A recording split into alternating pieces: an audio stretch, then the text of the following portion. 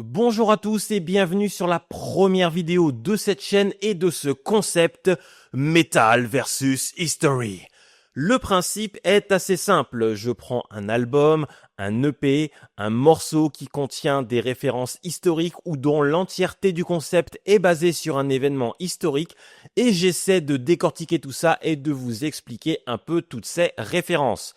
Rassurez-vous, on ne parlera pas que de power metal et on risque même de ne pas beaucoup parler de power metal. Nous sommes les seuls bâtards d'Archon, ils faussent tous. Comme vous l'avez vu dans le titre, aujourd'hui on va parler d'Archon Infostus, un groupe un peu culte de la scène Black Death française mené par Decca Deviant, qui est également la tête pensante du tout aussi culte Osculum Infame. Plus précisément, on va s'attaquer à la dernière sortie en date d'Archon Infostus, Passing the Necromanteon, un EP sorti chez les Acteurs de l'Ombre en 2017. Et laissez-moi vous dire que je n'ai pas choisi l'œuvre la plus simple pour commencer. Mais avant de parler de Passing the Necromanteon, présentons un peu Archon Infostus. Archon est un mot grec signifiant le chef, le souverain, et Infostus, un mot latin que l'on peut traduire par funeste ou maudit. Archon Infostus peut donc se traduire par le souverain funeste ou le chef maudit. Le groupe aborde des thématiques aussi variées que le satanisme théiste, le blasphème, la perversion sexuelle, la violence, la dépravation ou encore les drogues. Du coup, vous l'aurez compris, c'est un peu violent.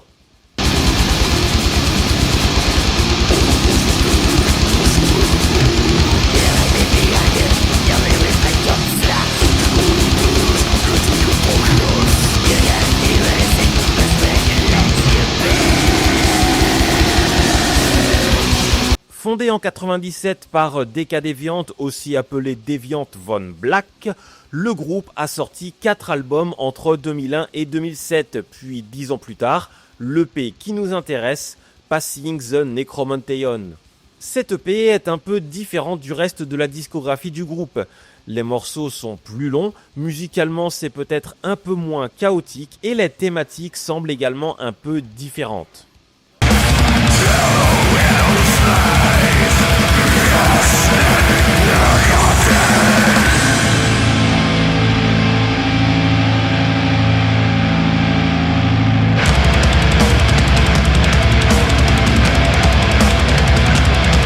Je n'ai pas pu lire les paroles de cette EP puisqu'elles sont introuvables sur internet et qu'elles ne sont présentes ni sur le vinyle ni sur le CD.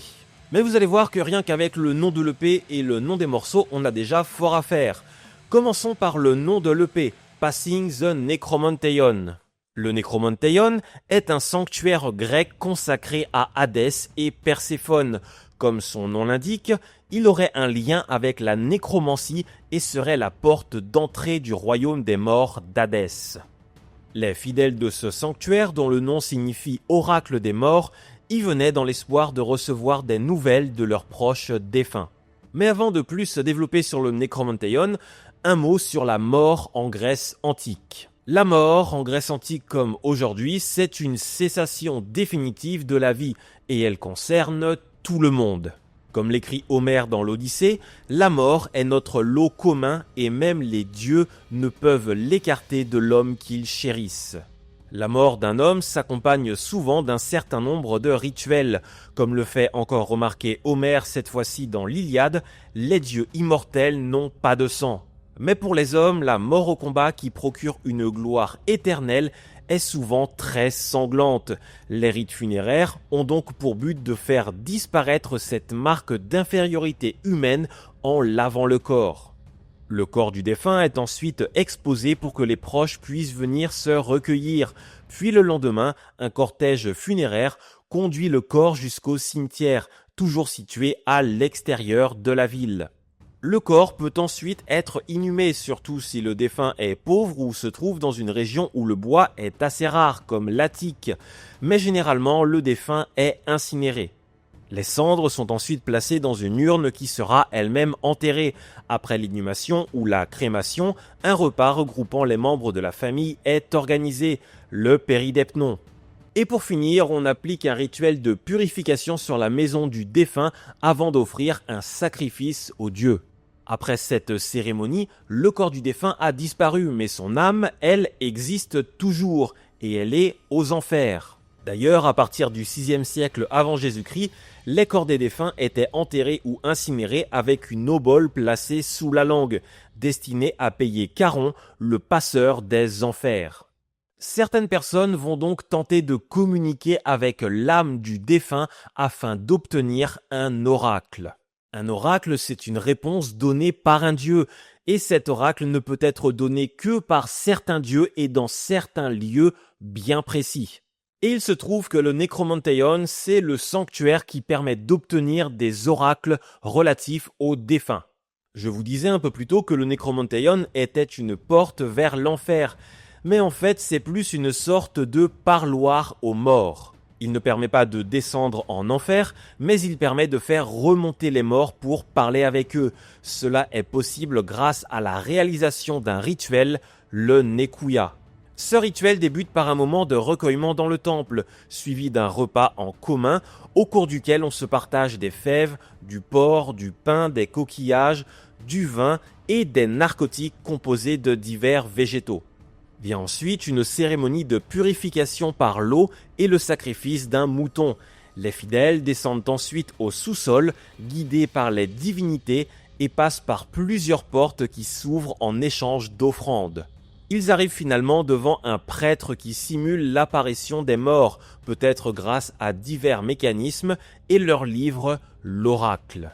Ce rituel et le Necromanteion sont surtout évoqués par Homère dans l'Odyssée, mais ils sont aussi mentionnés par Hérodote. L'emplacement exact du Necromanteion est aujourd'hui encore sujet à débat. Un site archéologique découvert en 1958 et situé à Mésopotamos, au bord de l'Achéron, a été identifié comme étant le Necromanteion par l'archéologue Sotiros Dakaris, ce dernier se basant sur les descriptions données par Homère et Hérodote. Mais cette hypothèse est de plus en plus contestée sans être non plus totalement remise en cause. Quoi qu'il en soit, le sanctuaire est incendié par les Romains en 167 avant Jésus-Christ, mettant ainsi fin aux activités du Necromanteion. Si le morceau The Precipice Where Souls Slither, que l'on peut traduire par le précipice où les âmes glissent, parle très certainement du Necromanteion, ce n'est pas le cas du morceau suivant, Yesh Le'el Yadi. Le titre de ce morceau est écrit en langue sémitique ancienne, en l'occurrence l'hébreu, et il fait référence au début du verset 31-29 du livre de la Genèse. Il signifie quelque chose comme « Il est en mon pouvoir ». Le verset complet étant « Il est en mon pouvoir de vous faire du mal. Mais le Dieu de votre père m'a dit la nuit dernière, garde-toi de parler à Jacob, ni en bien, ni en mal. » En plus de ça, dans les langues sémitiques, elle fait référence à la puissance et à la divinité. Le livre de la Genèse est le premier livre de la Bible. Il s'agit du récit des origines du monde, de sa création par Dieu et de la création de l'humanité avec Adam et Ève comme couple originel.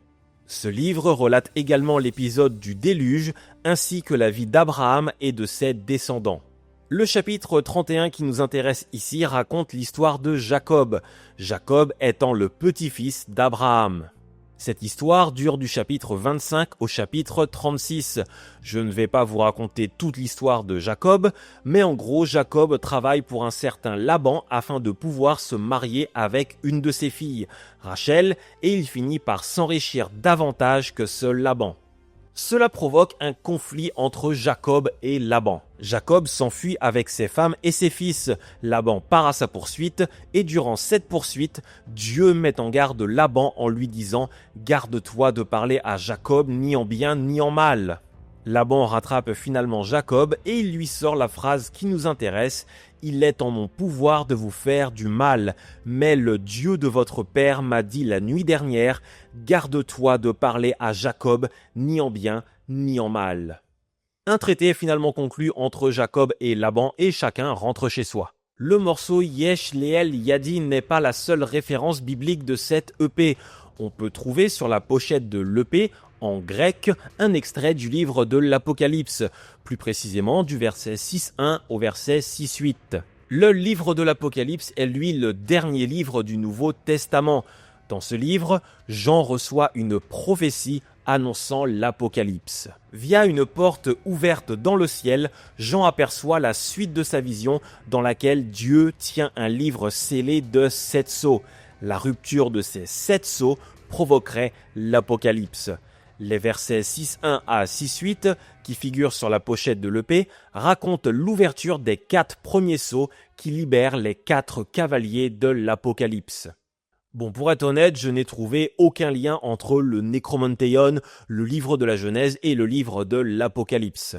Le dernier morceau de l'EP, qui est entièrement instrumental, nous apporte peut-être une piste de réflexion. Il s'agit de Corrupted Epignosis. L'épignosis, c'est encore un mot grec que l'on pourrait traduire par une connaissance précise. Le mot épignosis est d'ailleurs utilisé dans le Nouveau Testament pour désigner une connaissance des choses morales et divines. Et du coup, ne serait-ce pas la corruption de la connaissance qui aurait inspiré cette EP, ou en tout cas la corruption de l'âme de Déviante qui aurait permis la création de cette œuvre aussi particulière que singulière, que je ne peux que vous conseiller d'écouter. Quoi qu'il en soit, sans les paroles, je ne pourrais malheureusement pas aller plus loin dans mon analyse. J'espère en tout cas que cette vidéo vous a intéressé. Si c'est le cas, pensez à vous abonner à la chaîne et à partager la vidéo. C'est le meilleur moyen de permettre à cette chaîne de démarrer et de grossir. Si vous avez des questions ou si vous avez des remarques ou des critiques sur le concept de cette vidéo, n'hésitez pas à m'en faire part en commentaire. Personne n'est parfait, c'est toujours un moyen de s'améliorer. La chaîne n'en est qu'à ses débuts et il y aura beaucoup d'autres vidéos en gardant ce concept, mais aussi d'autres concepts qui arriveront très bientôt. Donc, si ça vous intéresse, abonnez-vous à la chaîne. Vous pouvez également me suivre sur Instagram si la page est déjà ouverte. Si c'est le cas, je vous mets un lien en description. Merci à tous pour votre attention. À très bientôt. Écoutez du métal extrême, c'est encore mieux. Portez-vous bien. À bientôt.